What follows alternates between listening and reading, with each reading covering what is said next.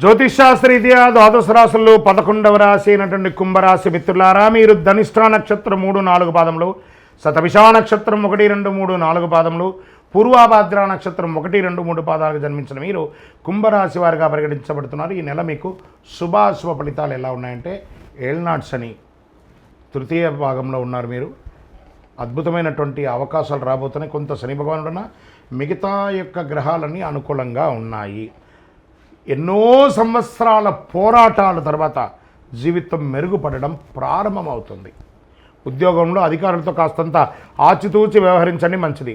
పనిభారం పెరిగే అవకాశం ఉంది.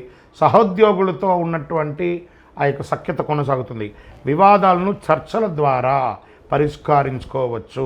ఉద్యోగస్తులు కంపెనీ పాలసీ ప్రకారం ఇంక్రిమెంట్ పొందవచ్చు. వృత్తి వ్యాపారాల్లో ఆశించిన స్థాయిలో లాభసాటిగా ఘటిస్తుంది. ఆర్థిక పరిస్థితి నిలకడగా ఉంటుంది. వృధా ఖర్చులను తగ్గించుకోవడానికి మంచిది. ఏ ప్రయత్నమైనా సఫలీకృతం అవుతుంది. సామాజిక గౌరవ మర్యాదలు పెరుగుతాయి. పలుకుబడి కలిగిన వారితో పరిచయాలు విస్తరిస్తాయి. ఇంట బయట బాగా ఒత్తిడి ఉంటుంది. ప్రతి పనిలోనూ శ్రమ తప్పదు. ఇతర వ్యవహారాల్లో తలదూర్చకండి. ఏ ఇతరుల మనకు సంబంధం లేదా, సైలెంట్. నేను శని భగవానుడు ఉన్నాడు, గుర్తుపెట్టుకోండి, సైలెంట్. విద్యార్థులు కొద్ది శ్రమతో ఆశించిన ఫలితాలు సాధిస్తారు.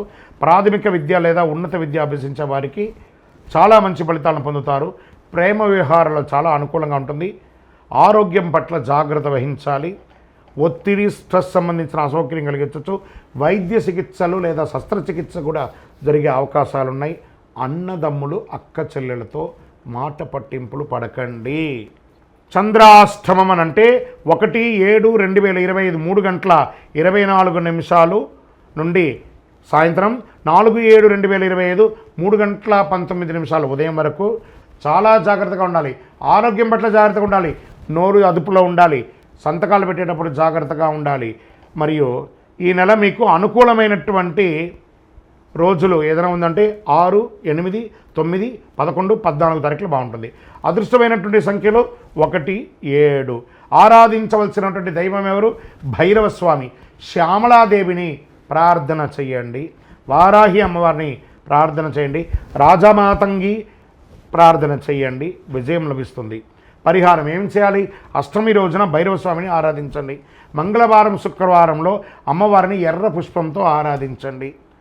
శని భగవానునికి మీ వయసు సంఖ్య ఎంత ఉందో అన్ని దీపాలు వెలిగించండి.